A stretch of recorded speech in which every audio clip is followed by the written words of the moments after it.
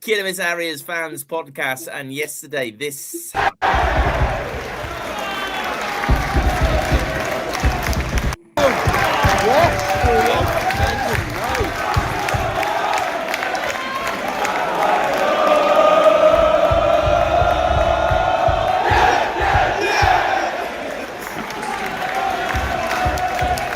here comes Murray. There he comes.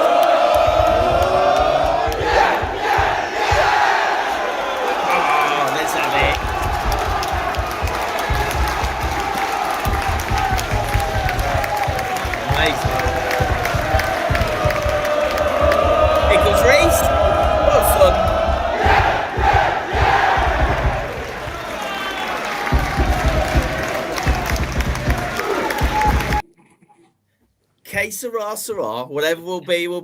We're going to Wembley. Okay, Sarah. Well, 2 games away. It's Kidderminster Harriers fans podcast, episode 51, and by 8:30, we'll have been joined by another Harriers fans podcast legend who played the game. So, evening panel. We're joined by Matt, by Nick, by Dan as well tonight. Matt didn't get the memo for all black tonight, so that's exciting. But he is wearing Harriers, so fair play to Matt for that. Right, so yesterday Harriers travelled to Halifax, and not one of us was there, which is the second time only this season it's happened, all right? So you can throw some pal reserves, whatever. But we weren't there, but I'll be there. I just bought a ticket for Macclesfield, so that'll be happening on Tuesday night with John. But with cheat code Dibble in goal, for the penalties, there's only ever going to be one winner, wasn't there? Matt, great to have you back, pal. Can we start thinking of Wembley yet, mate? Very possibly, yeah. I think you look at the last 8. There's only Southend, Yeovil. There's another National League team in there, isn't there? Woking, isn't it? Yeah, Woking. So apart from that, you never know, do you? I've not been an advocate for a trophy. Yeah, Yeovil. I've not been an advocate for a trophy run, but I think when you get to this stage, you see who's left. You do start to get a bit excited, don't you? So anything's possible. We'll see what the draw brings. Ready for the end of February when the tie's being played, I believe.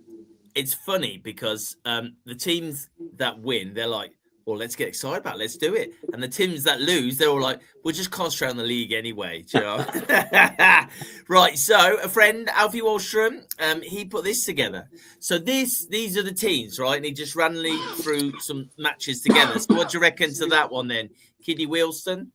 I would like Horsham, Southport, or Marine at home. I think those would be games I would be very happy with.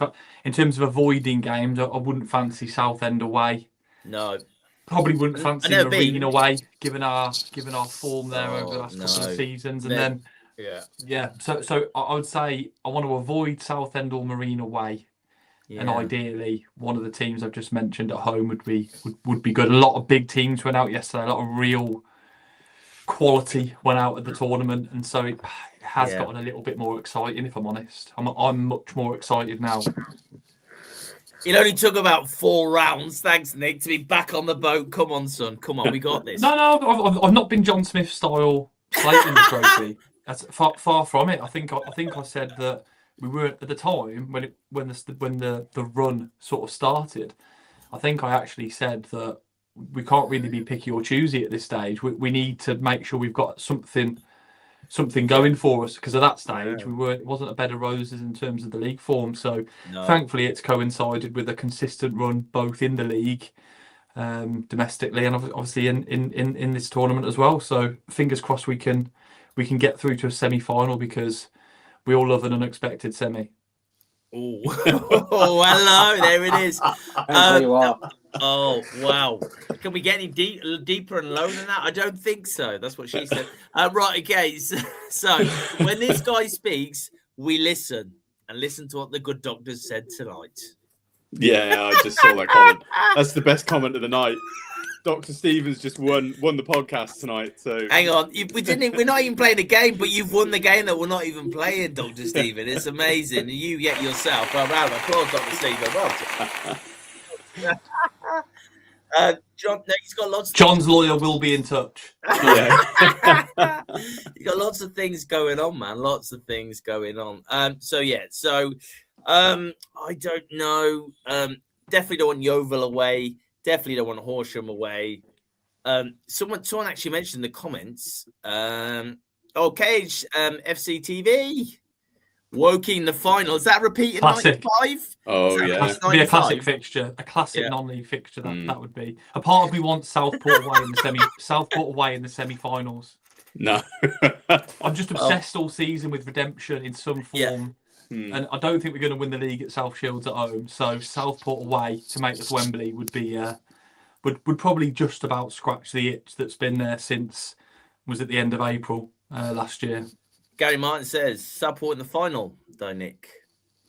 I think just knocking them out the stage before Wembley would be ideal. This is brilliant. His humour is so deadpan. KHFC TV. Horsham's grounds on par with Bewley Town. Cheers, Paul. Does that mean it's right by a river? Oh my goodness. Good to Paul and everyone else from Bewley Town. Oh man. It's that word. I don't even redemption's not even in my script tonight, but there you go. Hopefully we can get a bit of redemption, that kind of thing. Let's talk about you've messed it up now, but let's talk about Owen Evans injury. Murray said it's to his arm. Was it his arm? He just said it was just a bad bang. I mean, that could mean all sorts of things, like a dead leg or a dead arm. Or said on Harriers Online from a Halifax fan that he left with a boot on. Oh fuck! Sorry, language, but that's literally how everyone feels. Okay. But then Murray did also say we literally have a list of players that are ready to go if we need them, which I think is amazing. So that will mean, right? Am I get this right? So the results of whatever he's got will mean possibly a signing as soon as we know. So I'm guessing if he gets results tomorrow, maybe there's a signing tomorrow evening or Tuesday morning. What do you think? Go on, Dan. I think first and foremost, what's important to highlight is that Murray said specifically it was a bang. It wasn't a twist. It wasn't a stretch or a strain. It was a bang, which generally, unless there's a fracture, you're looking at soft tissue. Soft tissue, few weeks of rest should, be back on it. And also depending on where the injury is as well. And again, I'm speculating. I don't know anything. I've not heard anything. So other than what Murray said in his interview. So fingers crossed it's not as bad as it looked. No, I don't know. Sorry, Dan. Sorry, mate. But I don't know why we bothered to ask you when Dr. Stephen's in the house. Surely he could tell us exactly what's happening, Dr. Stephen. In fact, it's probably him that did the X-ray. So Dr. Stephen. He's there, he's doing it. So, but that made me think, actually, after it happened Saturday night, I thought, I wonder if Piers Bird is anywhere near back or not. Because he would fit in exactly the same spot, wouldn't he? Exactly the same position. Very different player, though. In terms of course. But it's a great shout. I mean, he's left-footed for starters, so he would naturally probably fit in a back five at left centre back. But you look at someone like an Owen Evans, and let's be honest, when he first joined the club, he was effectively sort of a divine challenger, really, at fullback, and he sort of converted himself Caleb Richards style into a sort of left centre back, although much more comfortable in my mind marauding forward. Caleb almost sort of looked like a different person over the halfway line, whereas I feel like Owen Evans looks really comfortable there. He drives us forward. I've seen on a number of forums, including some of the groups that you guys are in, to say that Owen Evans is a big cog in the machine, it feels like, and he feels like he's been a really important player. In the same way Cooper's kind of come in and Davis has had his moment in the sun where you look at them and go, really sort of found a solution. And I do feel like Owen Evans really does fit that solution. So I hope, firstly, it's not too bad of an injury. If it does mean that he misses a game or two, so be it. But what I did like is hearing that Murray has a list for lists. I like the fact that there's a real plan in place, and it feels like it just feels like he's got a real grip on things at the moment. He's really clear in his mind of what he's trying to achieve, and that feels some way from what it was when we first started, when he might have been saying the right things but we weren't seeing them. Now I feel like he's saying the right things and we're kind of feeling it, which I think is important and a bit of a difference from where it was at the start. You know, he just feels like he's come so far from where we were in October and November. Oh my God. The turnaround. I mean, that's what it's 3 months ago. It's not, it's not all that far back in the past, and yet the team looks like a different team. The recruitment since then has been perfect. I don't think there's another word to describe it. And the relationship between the fans and the manager, and you saw it in the clip right that you played at the start there, Wes, the relationship, it's, I mean, I hate to use the word, but kind of October, November time, it felt a bit toxic. It felt like there was it did. 100%. Real divide. And now, he's one of us. And we are going to look back on this season and, I'm going to say it. I think we will make the playoffs, and we're going to look back on this season probably as a successful season to that point. And if we go up, then you're right, Matt. Hang on, you're right, Matt. You okay? You okay? Sorry, Dad. That's all worried. right. I'm sure we lost a member of the panel. That's right. Yeah, we know where the defibrillators are, though. At least, We'll get you there eventually. Fine. But yeah, it just feels like the whole club is on an upwards trend, and it's great to see. And it's great to see videos like that of Adam Murray, kind of working the crowd, fist pumping, and feeling as passionate as we do. Nick, I remember you said very early on, he just doesn't look happy here. Well, I think it's completely the opposite now. I think he looks a Harrier. He looks part of us, and I'm proud to say Adam Murray's our manager. So, yeah. Right. Okay. Sorry, I thought someone else was going to say something then. You didn't. Thanks for that, guys. Thank you very much. Owen Evans. What I don't get, right, okay, listen, about the team. So the team yesterday, we didn't have any strikers on, which is fine. We played the way we did against Morecambe, was great. Morecambe was brilliant. We did that, and we've done it again, and that's brilliant. But the knowledge the guys must have in defence and midfield, because you've got, so at the back, you had Owen Evans, then you've got OB, and you've got PK, right? But then suddenly, 2 minutes later, OB's up there trying to have a shot, and then PK's over there. But that must mean that other players come back. That must take a lot of time to work and go through in training, right? Or what do you think? I mean, I haven't got a huge, extensive knowledge of, I guess, what happens at professional training grounds. But one thing that Murray is known for, and almost, I think, a key part of the criteria for his recruitment in the summer, as in him getting the role, was his attention to detail. That was a big thing that was kind of discussed. I think, and I've said this before, but I think we weren't really seeing what I would class as detail. I mentioned it a few times back in the day, where sort of said we didn't really have a style. We were just kind of, we were different every week, and he was saying things like we've got control, and I don't think anyone at Agbra thought we had control of games. It was, majority of the game was played in their half. Over basically since the recruitment, I feel like it's clicked. Watkis has come in, Stuart Watkis. I think he steadied the ship quietly in the background as well. I think a lot of credit has to also go to him and Adam. Clever from Adam Murray, Dean Holdsworth, Richard Lane to get him in the first place. I think it shows a lot about Murray's desire to actually be desperate to win and find a way, that he sort of started off with just himself and thought, I need more, I need something else, I need my experience in. He brought him in, and that takes cojones, I think, and fair play to him for doing that, to sort of make that move. And now we're seeing that detail. We're seeing the press. We're seeing players be fluid, go into different positions, have that autonomy. It feels so. I mean, I remember being at that Curzon Ashton away game. I think it was. Was it Curzon? Yeah, it was. Yeah. And it was so mechanical. It was so basic. And to think where we are now compared to that, it's just amazing. And to use his own language, he's in his flow at the minute, and long may it continue, because what he's doing, he's making the right decisions. We're on the right side of things at the minute. And we weren't, were we? Let's face it, conceding last minute goals here, there and everywhere, injuries, bad moments.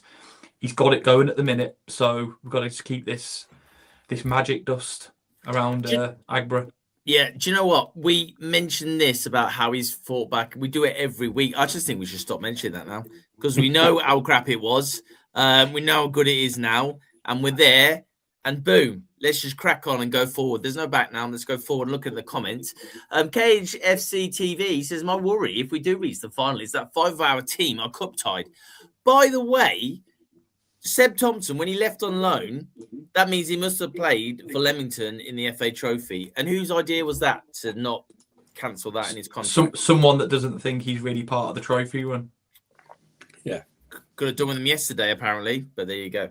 What do I know? They might not have planned to get this far either. Quarterfinals is a good achievement. We're punching, itself, aren't we, to got this far in the tournament? Really. But the scary thing about that is we're punching, but I don't know if you guys feel the same, but when you look at that list of teams, I feel like we can beat any of them, on our day. And, Woking, Yeovil, obviously they're the big boys. But, I think if we get home draw, I don't think who we've got at home. I think, and I said this last week, I think Halifax were looking at the fixture going, this is tasty. This is going to be a game. And we more than shone ourselves. And anyone watching, I would direct them towards the interview of the Halifax manager post game, because here's what the things he says about the way Kidderminster played. I think we should all be proud of. So I was going to mention this. Actually, it's Kidderminster Harriers Fans Podcast, episode 51. You listen to myself, Wes, you got Matt, you got Dan, you got Nick. So we didn't mention Bedford Tuesday night. Dan, you and myself were there. We were all hoping for a bit of nudity from you at halftime. Didn't happen. But Bedford on Tour 1908 has joined us. Thank you so much, man. Thank you so much. If you hit subscribe, that'd be amazing as well. What do you think of the Bedford performance against Kidderminster? Well, Dan, over to you. I thought Bedford looked really organised. And I think the thing I noticed with Bedford that I really liked was the minute we picked up the ball, they organised themselves very quickly into their two banks, 5 and 4, and then they pressed. It wasn't this kind of disjointed, you got the front two pressing whilst everyone else is frantically trying to scrap back. It was almost like a delayed press where, they seem to organise themselves and then they start to press us. I think we all, as Kidderminster Harriers fans, came away from that game feeling disappointed. Depressed. I do think we had 2 very, very strong penalty shouts. We did. I was scored. disappointed they didn't get given. We did score. I think that was probably the right decision. I think the pass from George Walker, I think, was just delayed a fraction too much, and that's where sort of Hemo steps offside. But I think Bedford played well. I think Bedford, could they have won it? I don't think they were the better team. Sorry, Bedford on tour. I don't think you were the better team, but you had real chance to take that game, and we never took our chances. So maybe 0-0 is the right result. But overall, I felt Bedford were organised. I feel like we need to move the ball quicker against organised teams. And I'd like to see a bit more inventiveness going forward. But that's my opinion of what I saw. And it was cold. Yeah, oh man, it was shivery cold. Bedford also says, what do you think to our setup there? Did you like our ground at this level?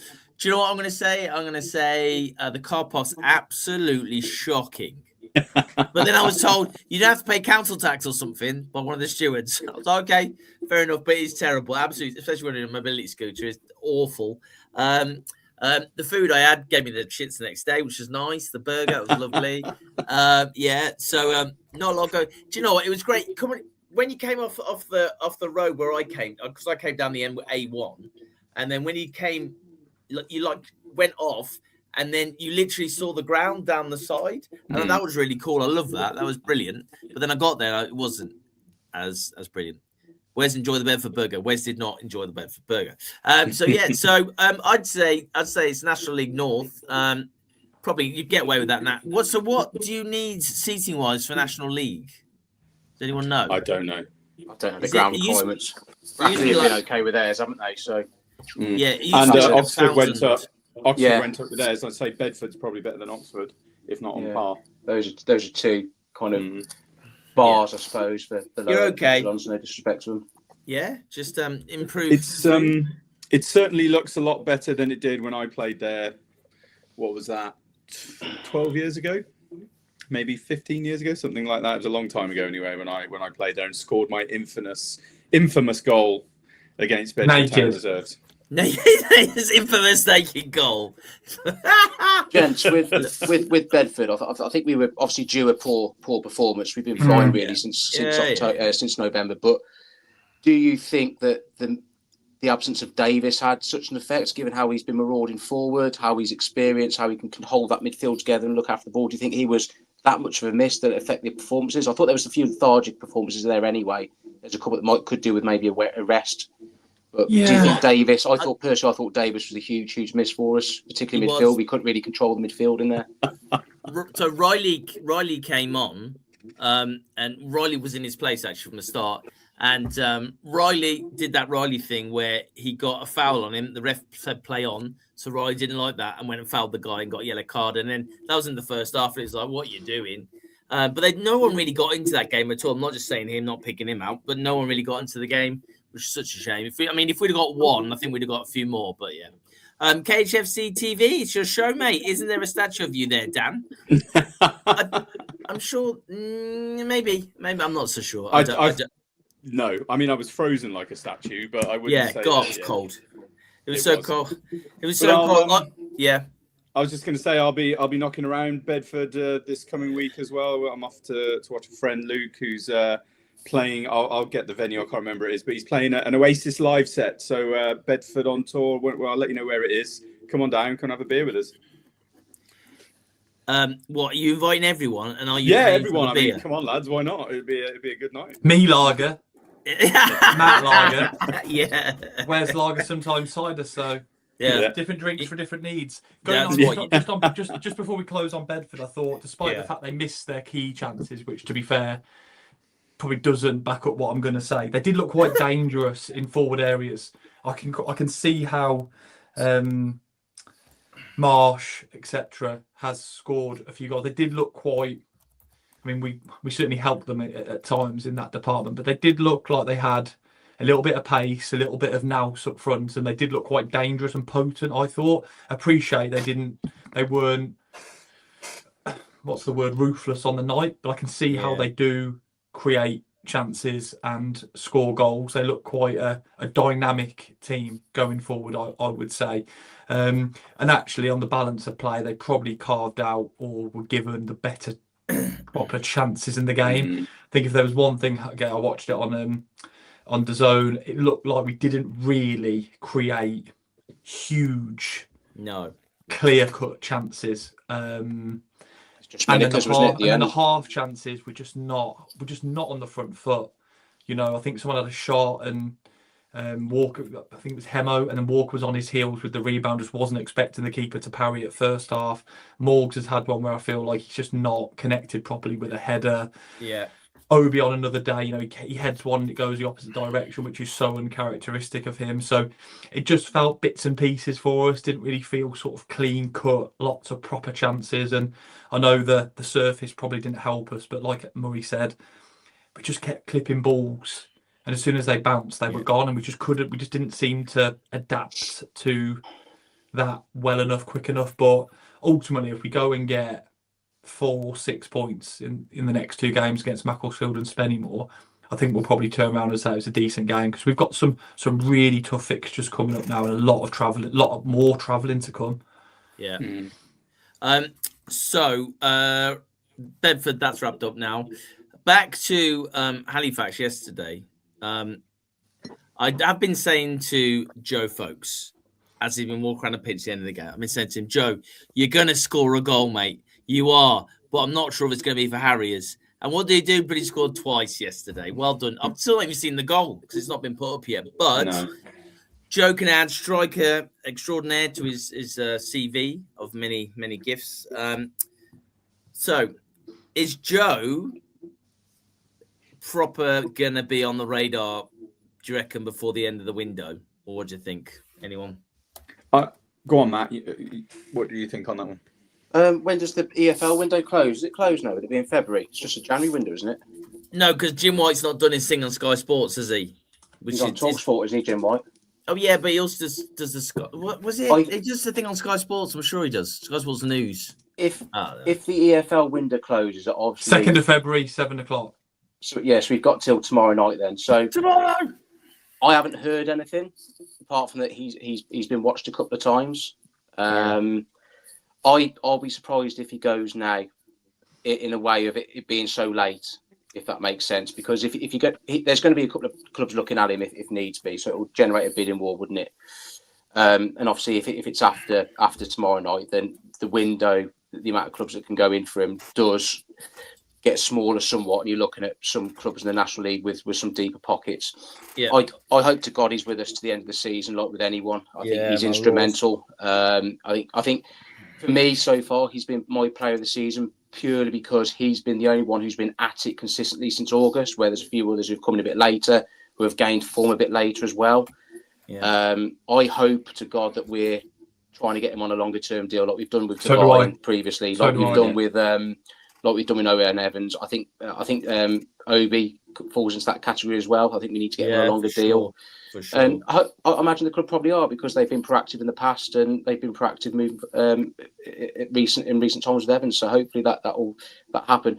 But if he does go, no one's going to stay here for the rest of their careers unless you're an Amari Morgan-Smith towards your end of your career. So if he does go, I'll just hope we negotiate the best possible deal. So we can reinvest in the squad to replace him, and B, get a player in as well, or do something within the club that needs that money. So it's one of those. Talking of players that didn't quite cut the mustard, Kurt Willoughby has gone to Buxton. Nick, thoughts on that, please? Good piece of business for them on paper. Like, it was good piece of business for us on paper in the summer, potentially. I think, again, I'm not going to sit here and profess to know how Buxton play week in, week out, but I know they've got some decent footballers in their ranks from the games that they've played against us. So I think he might fit in well there. I think he also could really struggle. I think, look, being a striker is all about confidence, and his confidence over the last 2-3 seasons must have taken a bit of a battering. But we saw in moments, in flashes, an intelligent footballer with good movement. Yeah. If I was him, I'd have probably gone and tried to get myself a club in the south, but conscious that he might live in the north. So I guess from that perspective, he might want to have stayed in this division. But he strikes me as the kind of centre forward that could really go and get his confidence back in the south, where it's a bit more football orientated as opposed to a physical kind of war 3 out of 4 games. I know. But to be honest, wish him well. To be honest, he seemed like whenever he put the Harrier shirt on, he always tried. He always gave it his best. Always didn't work out from here, but was a nice enough player to watch. And I don't think there's any Harriers fans that have got really anything overly negative to really throw at Kurt Willoughby. He was unfortunate to be playing for us when we weren't in any kind of style or flow. And then when we've got it, he's not been part of it. So I guess wish him all the best at Buxton. Hopefully not enough to get into the playoffs, and maybe then that's it really. And March the 7th, just be ill with COVID or something. That'd be great. Let's talk to a footballer who knows about the North and South divide. Hello, Jim. Hey. Hello, fellas. He's on mute. Good evening.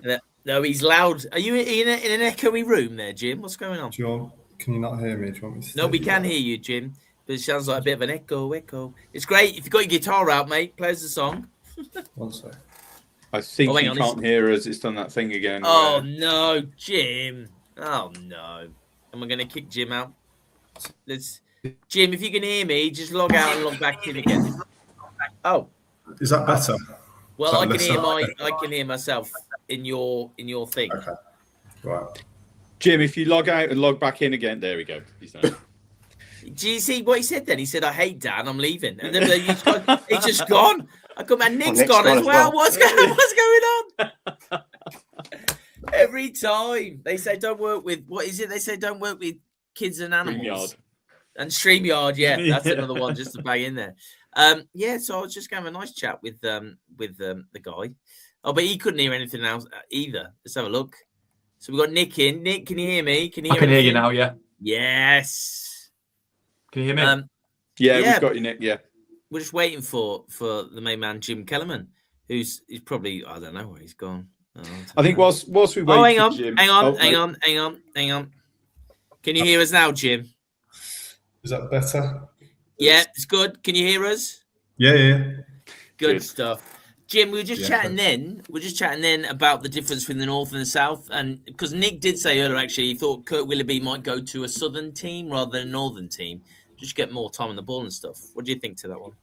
Other than where he lives, obviously, I'm guessing he probably lives up north, so that's probably a limiting factor. But I think it might suit the point I was making was that it might suit more of his kind of style of football and style of play.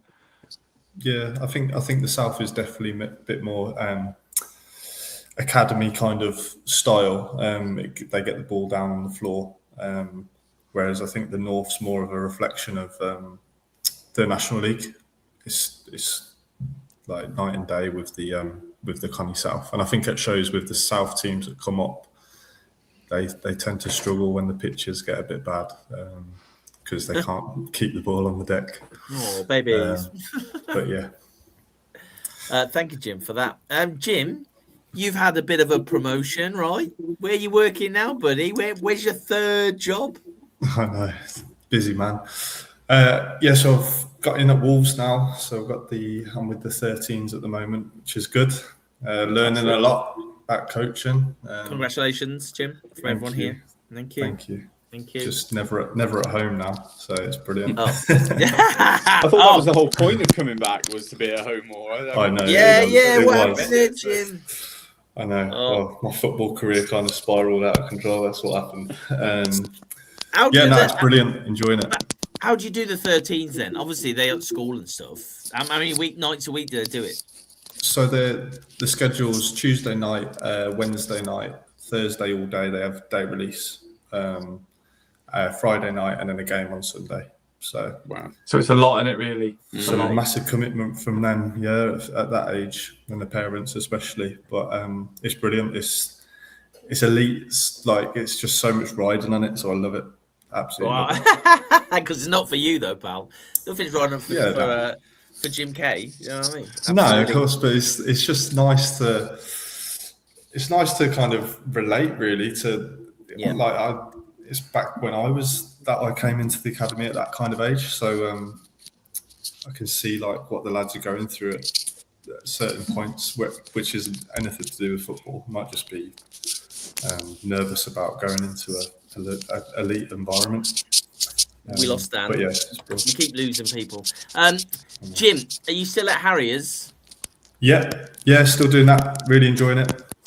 It's good. Had some young boys have some success, which is good. Yeah, I'd love to speak to you about Bruce Miniker, if I may. Is he as good as Adam Murray says he's going to be? Bruce is, just for context, by the way, Bruce and Pierce especially, and Oren, who was on the bench the other day, they are definitely Leon, Harry Butler and Alex Surridge's group. So they've had their contacts day to day with them. So I've barely done anything with Bruce, but as a lad, he is just the model player / student that you'd want to come into this into this sort of thing that Harriers are doing. And then for such a young lad, he's so self-aware of where he's at in his career.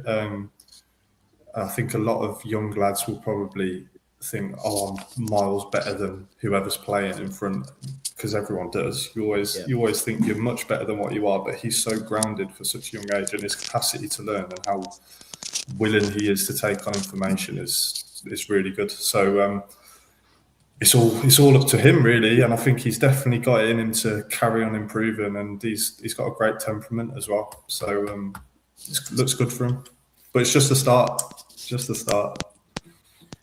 I love that. So does that bring you, with players that you're involved with and they go on to make the first team, is it like a celebration, a mini celebration if they're including the squad, or what happens there? I think well, between the coaches, when he came on and made his debut, we got a group chat and everyone was delighted with that, so gave each other a pat on the back sort of thing. And then I think it gives such a boost to the other lads who are in the academy or on the college course, to think, it is achievable. And then also from a first team point of view, I think you want them to do well no matter what. So it gives you a boost as well. which is brilliant. It's good all round, and like I said, could not have picked a better lad for it to happen to. He really deserves it. As like normal with the fans of the podcast, Willem says, any good academy strikers at Wolves that you can throw our way, Jim? You've got a fair few, already decent. Really? Yeah, there's plenty. Well, we got rid of one, Kurt Willoughby, not needed. Yeah. So when you get to that stage, it's not worked out, Jim. What are your options as a player? I think crack down, keep your head on, don't do anything emotional. Get back to playing as quickly as possible, which is easier said than done, but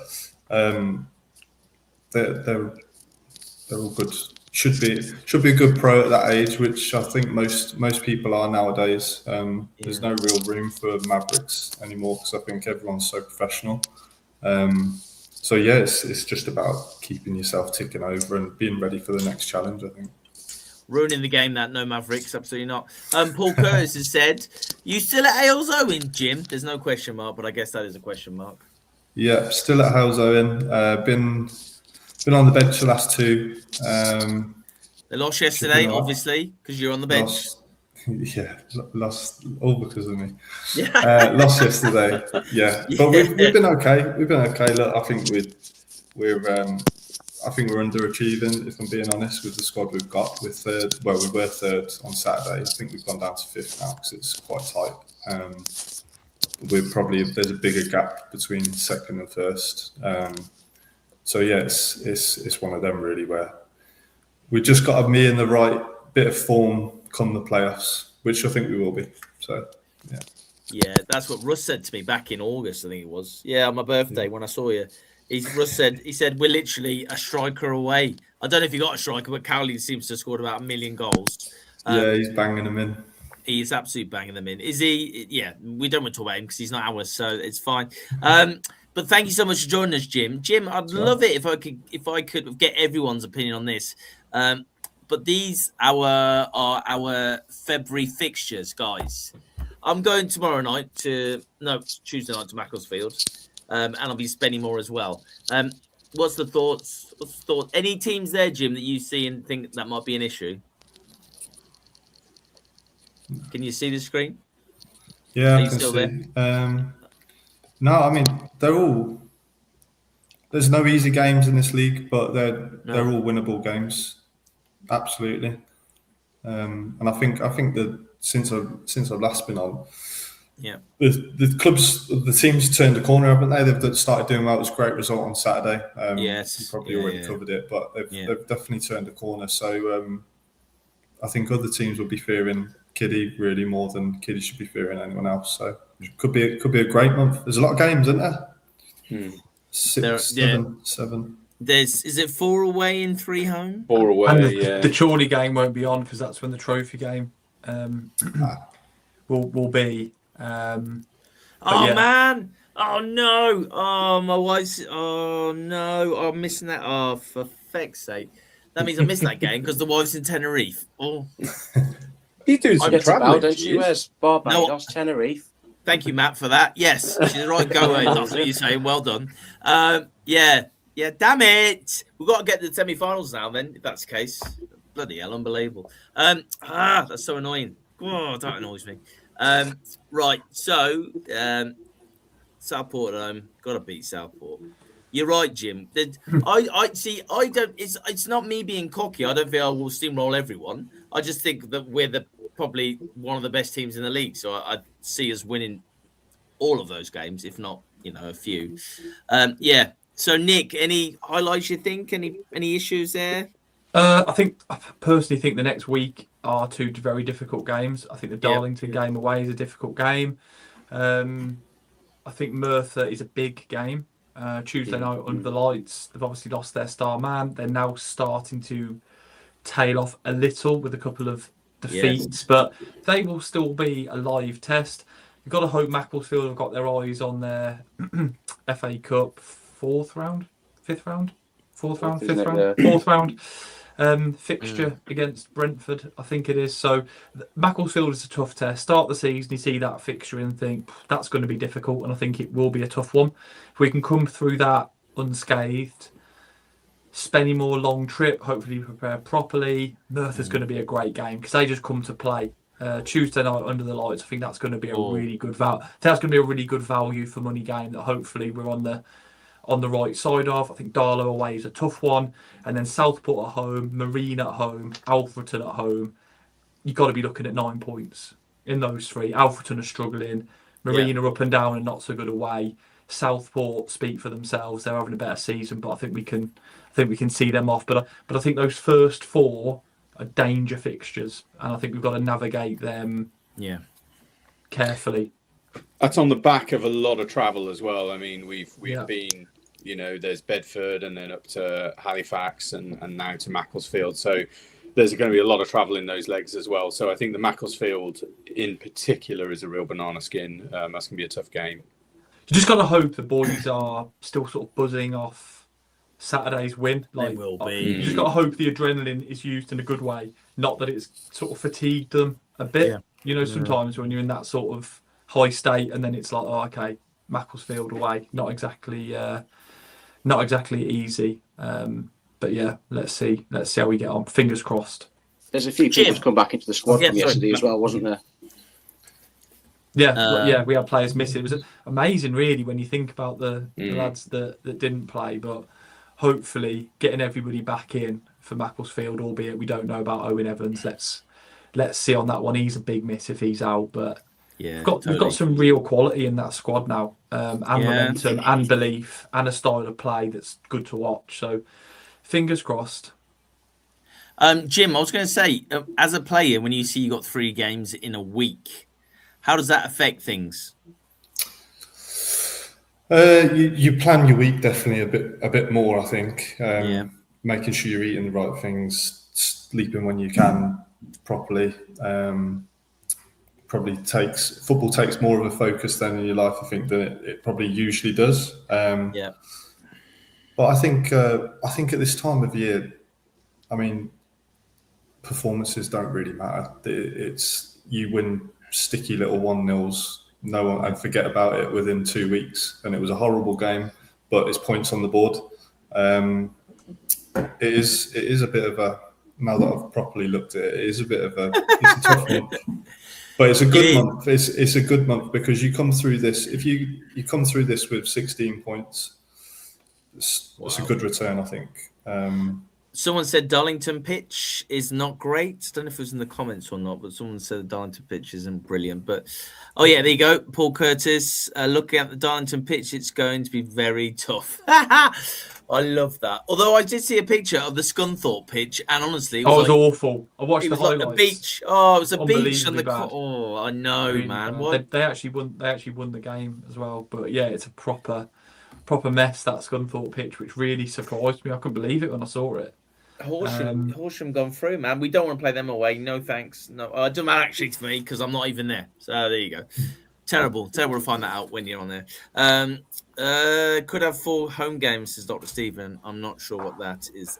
Those are the fixtures with the cup game. So could have Southport at home, Marine at home, cup game. Alfreton at home, which would be good because Agbra does definitely feel more of a positive place at the moment, which is obviously what we all want and what the players and the staff will want. So fingers crossed it is at home. I think that would be the preference. I think the atmosphere would be good. I think it'd be a decent crowd, being it last 8 as well. So fingers crossed we get is it tomorrow? Tomorrow the draw, isn't it? So is it on Talk Sport like normal? Normally. So fingers crossed, home draw, not Southend, and that'll do us. Jim, have you won the FA Trophy? No, I think the furthest I've got is the quarterfinal. But to be fair, when I got that far, it was never really. It was always focused on the league still. So I think now there's much more of an onus on it because you see the guys getting to Wembley and stuff. So it is I think it's 5 games. You win 5 games if you're in the National League and you're at Wembley. We got to win 2 to get to Wembley. Well, sorry. From the start of when you go into into the hat. It's a good little incentive, really, isn't it? Would you have loved to have played at Wembley if you didn't play Wembley? Would you love to play at Wembley? Yeah, I would have. It would have been amazing. It would have. I guess the only concern with the trophy is the risk of it distracting from the league. And I know we've all sort of voiced certainly the concerns. Yeah, and I do worry that. Look at losing Owen Evans, and whilst I'm the biggest hypocrite alive, and if we get to Wembley, I'll be there. But I'll buy all the merchandise. I still feel like the focus does need to be the league. I want us out of this league this season, and I don't know. We'll see, but I'll be there if we get to Wembley. Yeah, 100%. The only thing I would say, and I obviously would love if you gave me the choice of winning the trophy or getting promoted, I would choose getting promoted. But I do think you always have to be a little bit careful as a fan that when you get to something like the last day, we're not the players, we're not the manager, we're the fans. And at the same, as much as it'd be amazing to get promoted, and I would choose that, especially if it was the playoff final at Aggborough, because that would be for me better than winning a game at Wembley in London, where let's face it, most of the people there aren't even Harriers fans, really. So I would choose it. But there aren't many times where you get this, the chance to go to Wembley as a fan to watch your team. So when you get to the final 8, when was the last time we got this deep in the competition? Whereas I went to it, actually. Wasn't it like the J Paint or something? I'm sure we were in Division 3. I feel like we played, it wasn't Scunthorpe, but it was a team that began with S. Stevenage, it was like 2000. We got battered by Stevenage in the semi-final, didn't we? 2-0 up and lost. Something like that. And that was the final. We don't talk about the Nick anymore. We're just on the ban list with Ricardo Reese, mate. We got to the semis. Was it 2010? We got battered by Stevenage 5-1. The Stevenage away. Yeah, we were out of it by the home leg, weren't we? Yeah, I think we got battered at home. We've been. Yeah, so like you said, Nick, I think when you get to this stage, you do have to get excited about it, especially when you look at some teams left in it. The caveat is, if we're top of the league and if we're foiled or South Shields, I'm full on. It's a distraction. Yeah, but we should really get the playoffs. And I know it's extra games, but of course we will. I'm not sure how much it's really gonna, apart from injuries. But you could get an injury in any game, couldn't you? So yeah, it's if we lost to Owen Evans against like a Corby, no disrespect to Corby, but if we were playing like a full whack against that, but at this stage you can forgive it a bit, or accept it, should we say, not forgive. He's been on the podcast. What's that? 18 minutes. He's getting his fan mail already coming. It's Jim Kellerman. Here we go. All right, Jim. Went to watch your game yesterday as my dad was in hospital, so I wanted to stay nearby. Was a lot of fan trouble before the game. Them youngsters were mad effers. Jason Cowley is a baller. Do you agree with that statement? Well, there's two statements there. Are the fans mad effers, and is Jason Cowley a baller? I think every fan is a mad effer, aren't they? Yeah. You love it. You love to see it. Now, as long as it don't get out of hand, it's all good, isn't it? It's what non-leagues. I think that's what the attraction of non-league is. It's a bit looser. Hope your dad's all right, and Jason's banging him in, mate. He's on fire at the moment. Why isn't anyone trying to sign him? Out of interest, do you think, Jim? I want to speak out of turns, but I think he's all right. I think he's doing all right on a good contract. He's doing fine. He's fine. He's literally doing that every training session. Hey boys, I just set on multi-million-pound mattress. It was amazing. Yeah, I'm sure he's doing very well. It's the benefits, right, of being a very good non-league player part-time and being very good at whatever else you do. I mean, that's the. I mean, Nick could still do that, couldn't you, Nick Palais? You could do part-time. I mean, if I was any good at football, I could. What? Don't ruin it. Don't ruin it. I mean, I'm also a bit too old for that now. I honestly don't know how the part-time footballers do it. Genuinely, like to do a normal or whatever sort of job it is that they do, then train, the physicality of it. Then you're playing against like some professionals on a Saturday, and it's just, especially in the National League North. I mean, you must wake up on a Monday, feel like you've been hit by a bus every week. Every 3 or 4 days. I can't think of anything worse. It's a different type of fitness, and I think training's definitely I wouldn't say it's less intense, but it's a lot more. Let's tick over and make sure we're right for Saturday. So everything's so focused on game day, the match day. Yeah, which is again, it probably shows why. I mean, you come up against, if you're a full-time club and you come up against a part-time team, immediately everyone's like, got to wipe the floor with them. They're part-time, but it's Saturday for us again. For us, yeah, we do our work on a Tuesday and Thursday, but it's about Saturday. Can I ask you a question? Actually, just coming to my mind, Jim. A part-time football club's always managed by a part-time manager.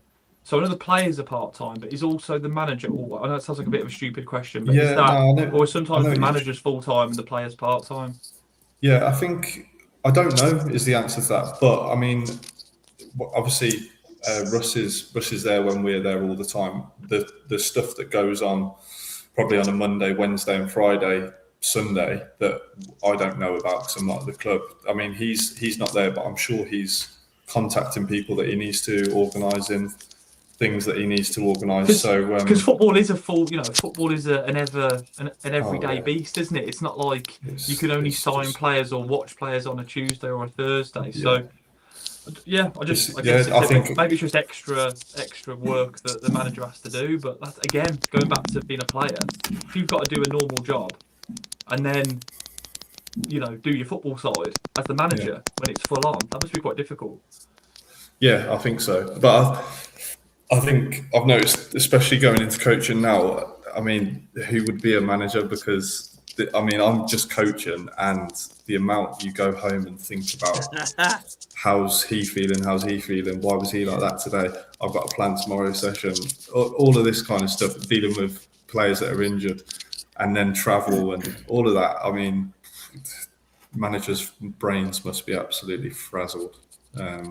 So I think the answer to your question was, he's probably part-time. Russ is for a part-time club, but he's definitely going to be working overtime, planning things, whether he's employed to be full-time or not. It's different. So it's Kidderminster Harriers Fans Podcast, episode 51. You're joined by myself, Wes, by Matt, by Nick, by Dan, and do you know what? I'm going to say this now, Jim Kellerman. You've been on here, is this your fourth time now? Your third time, your fourth time, something like that? Too many times, Wes. Do you still enjoy it, Jim? Yeah, of course. I mean, I love talking football, so I'll talk football all day. Would you like? Hang on, I'm gonna give me a second. Everyone, just talk among yourselves. Matt, Jim, you got a question? There's a good question on the comments from Paul Curtis saying, how hard is it when you have a long journey on match day? So does it take it out of you guys when you're, say, heading up to like the Macclesfields or the Spennymoors or? I think it does have an effect. Again, you just plan differently. Your match prep. So and then it's as much as it should be harder scientifically, but it's as much as you allow it to get in your head, sort of thing. But I mean, the travel and stuff now is really nice. They've got nice coaches. Normally get a bit of pre-match and stuff like that. So, what have you done there, mate? Okay, so all right. So this isn't me. This is Andy, the graphics guy, who's also in the comments, right? But what I was trying to say then, Jim, but I just need to get this up, was the fact that you've been on so many times and you love football and stuff. And I think it'd be really cool if we could say you were a member of the panel. Now, that means you don't have to come on all the time. It'd just be really nice to get. I mean, look how good you look there. Are you kidding me? Look how good that is. You look better than me. That's annoying. I can't believe you've put me on the spot. It's a perfect beard as well, mate. On that picture. Mate, come on. Look at the lines on it. Everything about that is what are you doing? So look, if you want to be part of the panel, there are very many special extras that you get. / Fourth job. Yeah, fourth job. But it'll be your most fun job, Jim. I can guarantee that. I guarantee it. So yes, mate. So if you're interested, you're number 7, pal. You're number 7, and we'd love it if you were. So there you go. Thank you. No problems at all. Right, as well, I was going to talk about what time are we on? 54. Are you kidding me? Wow. Well done, everyone. Yeah, 54 minutes going well. We talk about the away games. So let's just do it. Any other business? I'd like to start now. And this is completely different to any of the business we've ever done before. If anyone's got any recommendations for some books about self-care, like mental self-care. There are times in my life now, I know this is therapy now. Sorry, Jim, you're involved in this, but there's times in my life where I do beat myself up for things that have happened in the past, and I can't get through and I can't get over it. It does my fucking head in. So if anyone's got any books or anything to read about that, I'm all ears. I'm literally all ears if anyone knows anything. I'll come straight in there. Where's the chimp paradox? What even is that? Sounds amazing. It's really worth a read. It's a really good read, and it's a book designed to sort of make you understand why you react like you do. It's worth reading. I'd recommend that to everybody. The Chimp Paradox. What's it called? Chimp Paradox. The Chimp Paradox. Yeah. I can't remember. I think it's Alan Carr. I want to say. No, that might not be right. I can't remember the author, but and not the surely not a comedian, Alan Carr. No, it's not a comedian, Alan Carr. That's a completely different book altogether. But yeah, the Chimp Paradox I'd recommend to anyone. Whereas the Tyson Fury book's a good read because he's obviously struggled with mental health issues. Yeah, I had issues myself in the summer, and I felt that was a decent. It's a decent read. Obviously, I like the boxing anyway, but I think his story itself and how he's come back to get. Well, he was on top for a good while, wasn't he? To get back to that and his struggles and where he was and how he's come back from that and what he does day to day. It's a decent read because it's a real life case study, isn't it? As well. I love the fact that in his life, Matt, he can lose 2 fights, retire, and then come back and still earn like £100 million. Jim, surely that's your perfect job. Just don't like getting punched in the face. Is that okay. I get that. But Jim, couldn't you say Jim's retiring, he's retiring, then be back, I'm back? Could you do that? Yeah. Or would it not work so well in football? No, definitely not. Amazing character. They just move on. So the Chimp Paradox. Thank you. If anyone else has got Steve Peters, KHFC Diamond, is that the guy who wrote the book? Steve Peters wrote the Chimp Paradox. Yeah, thank you. Thanks, Diamond. It's literally £12.49. It might change my life, but it's £12.49. Actually, it's cheaper on eBay, so they'll probably all sell out now. I would have thought, but there you go, Matt. You got that, yeah? Chimp Paradox. You might have to text it me, Dan. Yeah, I will do. Oh my God! I've just clicked on it. It's the Chimp Paradox, and the picture is the Cocaine Diaries. Dan, what are you trying to get me to read, pal? No, I think that's a blind link, mate. That's nothing to do with me. Okay, fine. Hang on, we've got a new graphic. You carry on reading. I've been sent a new graphic by Andy. He does these so fast. I think he's just excited. Oh my God! It's here, everyone. Oh, this is so exciting. I sound like a little girl because I'm so excited. Hold on there, Jim. Hold on, buddy. I'm very excited about this, my friend. This is amazing. This is the last time we'll see Jim. I just love how everything's like, hang on there, Jim. Wait for this, Jim. Hang on there, Jim.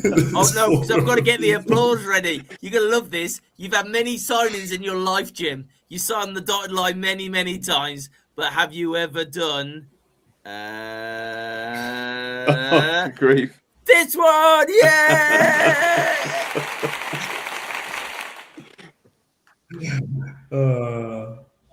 Thanks, Andy, mate. Oh, that's made me laugh so much. That's brilliant. First people listening on Spotify, it's a brilliant graphic of just Jim, and it just says new signing above his name. When was the last time you were a new signing, Jim? Was it last summer? Yeah. Last season. Been a new signing too many times for my liking. Would have liked to have just been in one place. Yep, to forever. Is this depressing you a little bit now, Jim? Because it was never meant to be. It was never meant to be that. Never meant to be that. Anyway, that's my any other business. And thank you so much for that, Dan, and your help, Dr. Stephen. I was hoping he was going to help out a bit more there, but he didn't. But never mind. Matt, any other business, my friend?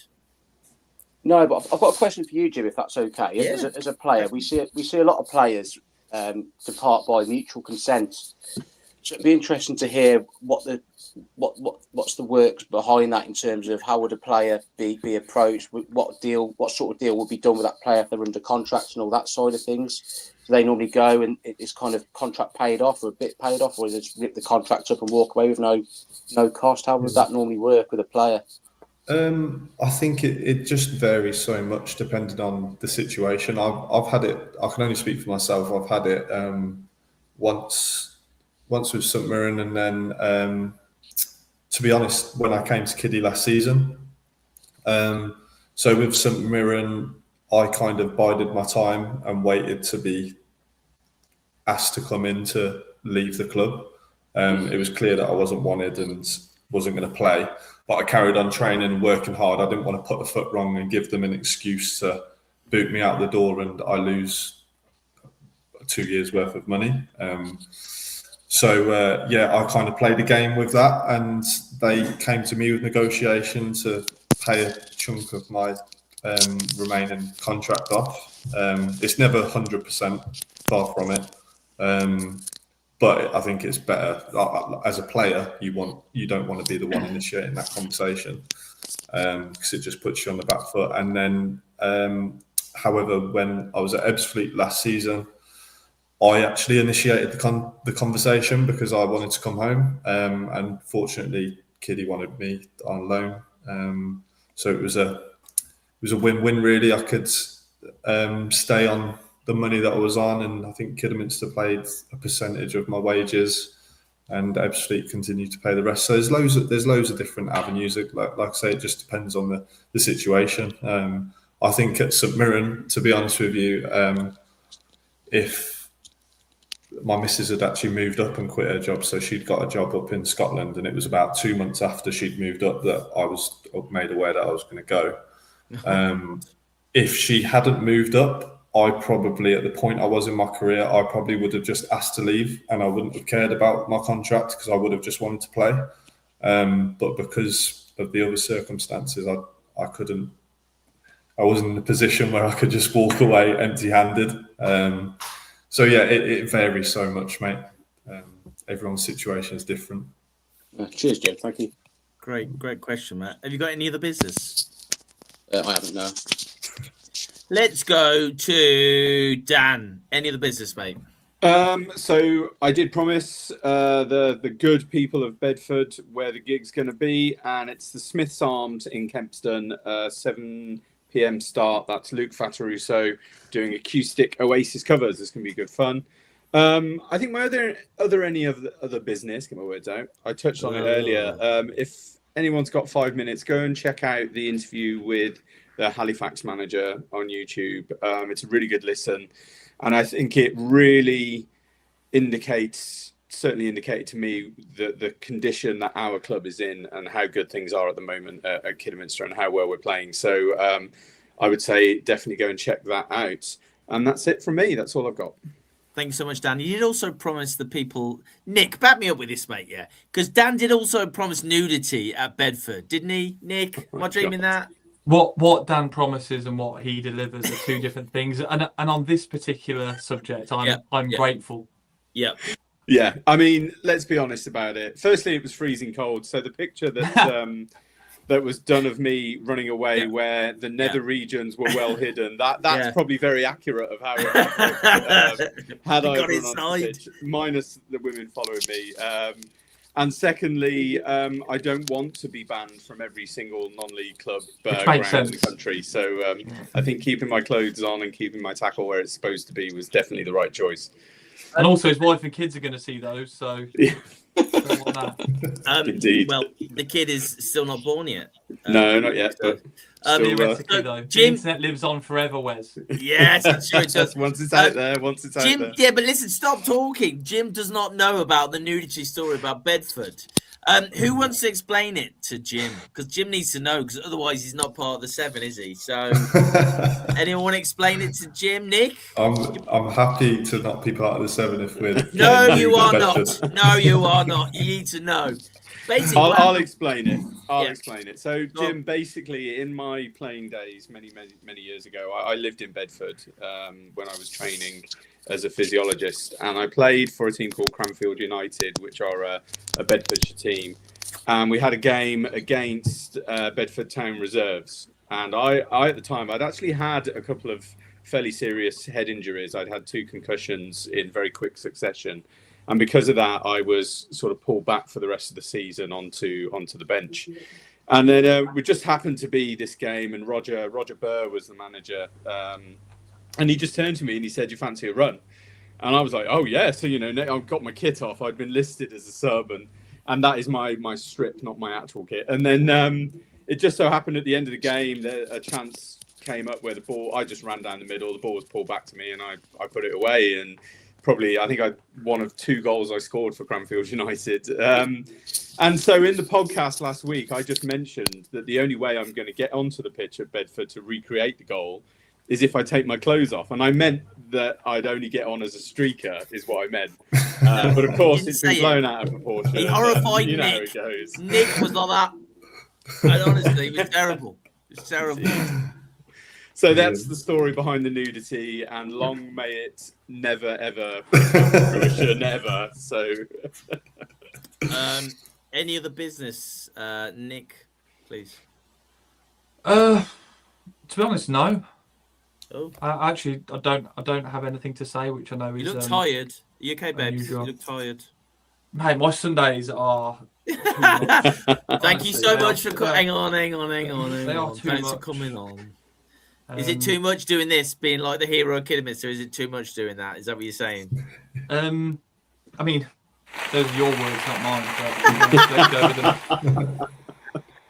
But no, honestly, nothing from me. Just really, looking forward to Tuesday night again. But struggling to get to some games because my little girl plays on a Saturday morning, and she's not going to be a little kid forever. So I prioritise that. Yeah, true. As you boys know, so she had a game yesterday, which meant I couldn't really get to the game, which is a shame. But Macclesfield Tuesday night, going to watch that on DAZN. So I've somehow subscribed to a DAZN package that I now can't establish how I cancel. It's really hard to get off DAZN, isn't it? Yeah. So at some point this week, I need to find a way of getting that off. So if anyone knows how to cancel a DAZN subscription, then hit me up, because I'm going to need that by the end of the week. So yeah, but look, I'm really enjoying the Harriers. Great to be on as always. Thanks to everyone that listens and watches and comments. It's great, and nice on Tuesday night. I went to the Harriers Arms to watch the first half, and then went back to watch it at my house for the second half, and saw a couple of new faces, which was really nice. I think Paul's put a comment in there, so nice to meet you as well, Paul. Yeah. And it was rammed in there, to be fair. I couldn't believe it. They must have been doing a roaring trade, and it was probably the busiest I've ever seen it outside of a England game or a Harriers match day. So yeah, but no, thanks a lot. Cheers. Well said, Nick. I've just realised that it's on British DAZN, and I just bought my ticket to go and see Macclesfield. Anyway, that's commitment. That's what it is. Jim, what was the last football match you watched as a fan of one of the teams? Last night, Liverpool-Newcastle. Absolutely delighted. Were you in Liverpool, though? Were you there? No. Oh, you no. Liverpool fan? Bloody hell. Yeah, exactly. Last actual game I went to. I suppose probably, when I was injured, I watched a lot of kiddie games, but I was a player for kiddie. Yeah, I suppose that don't count. Oh my God. I think it was Liverpool so many years ago when Roy Hodgson was in charge. That's how long ago it was. Champions League against Standard Liège. I've been to watch Liverpool 4 times. Favourite player is Steven Gerrard. Never seen him play. He was injured. Gutted. Yeah, absolutely good. Jim. Have you got any other business, Jim? I had a similar story to that, Jim. I went to the Nou Camp to watch Barcelona a few years ago. No, it's Messi. not that bad. Messi did play. I did see Messi. Okay. And he was, I don't know if anyone's ever seen him play live. He is a joke. But it was the season they sold Neymar, and Suarez was injured. So I didn't get to see Messi, Suarez, and Neymar, which was a shame. But I did get to see Messi, so it was okay. But I sort of feel your pain a little bit with that. Just okay. as we're talking about Barcelona, 2017 on my stag do, I said, listen, guys, we can do anything you want as long as we're in Barcelona watching a football team play. And they stuck their word. We went and watched. They won 6-0 against Celta Vigo. Messi scored twice. Honestly, it's like an actual. I can't even describe it, but there's like a band playing as they come out. It was just mental. But 6-0, so that was all good. Anyway, Jim, sorry, you were saying any of the business, mate. It's your chance. Just have a chat about things. Any of the business, could be anything. No, not particularly. I mean, I don't know how much you've said, but I think a shout out to as a kiddie fan, really.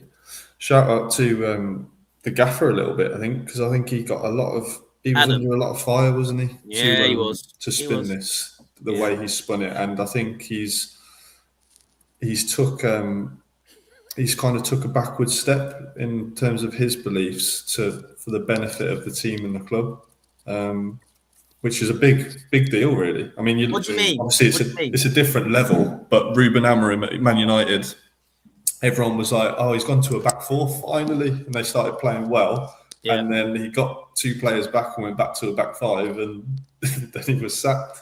I think it's I don't know. Like I said, I've not been on for a while, but I don't know if you've covered it already. But we mentioned it early on. We always turned it around. Yeah, we always mention it every week. It's just boring now.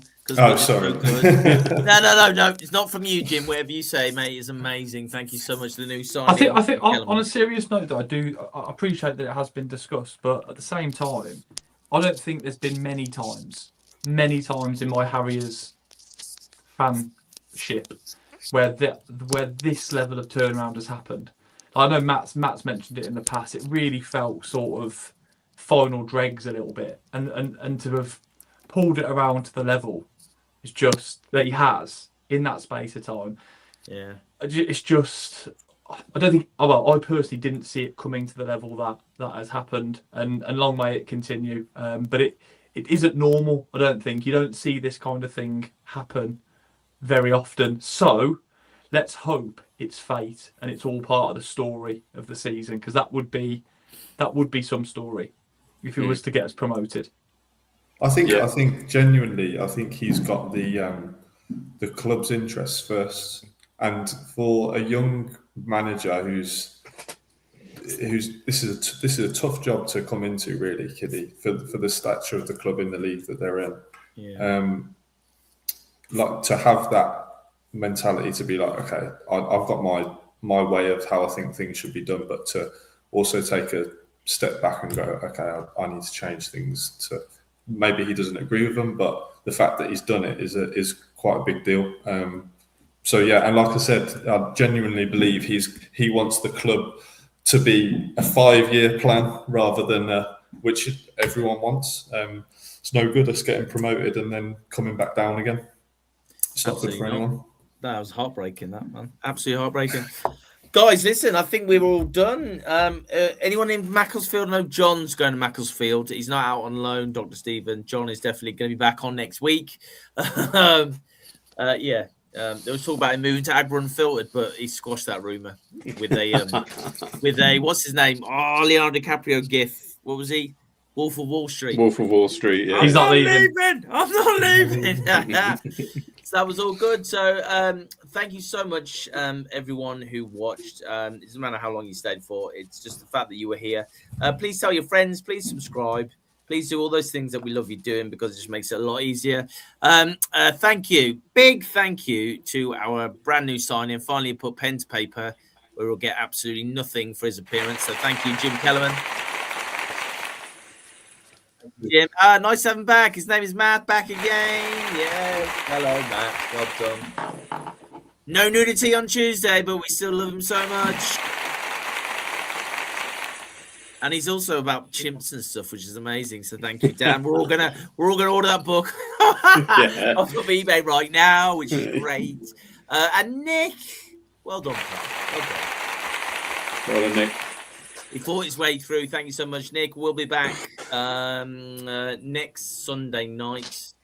after the Spennymoor game, which I'm going to. Oh my God, 3 games in 7 days. Is it going to happen? I don't know, but we'll give it a go anyway. So yeah, thank you everyone. Thank you everyone who got involved, and please keep watching and please keep looking at the shorts and stuff and everything. We appreciate everything you do. But when the bongs go, when the bong goes, that is it. Good night. God bless.